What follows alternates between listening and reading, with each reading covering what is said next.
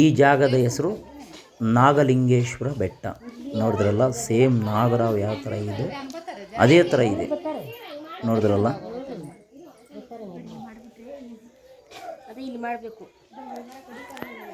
ನೋಡಿ ಇಲ್ಲಿ ಮಧ್ಯದಲ್ಲಿ ಶಿವಲಿಂಗ ಇದೆ. ದಾರಿ ಮಾಡಬೇಕು.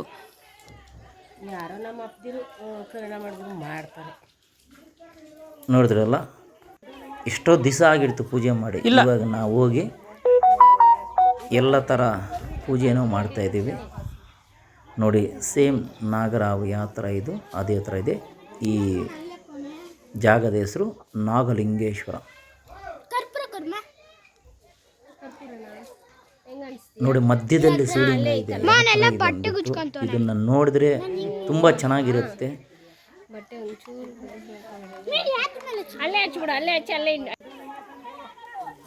ಇಲ್ಲ. ಓಂ ನಮಃ ಶಿವಾಯ. ಈ ಜಾಗವನ್ನು ನಾವು ಡೆವಲಪ್ಮೆಂಟ್ ಮಾಡಬೇಕಂದ್ಬಿಟ್ಟು ಮುಂದೆ ಬಂದಿದ್ದೀವಿ. ನೋಡೋಣ, ಈ ದೇವರು ಕೃಪೆಯಿಂದ ಆಗತ್ತೆ.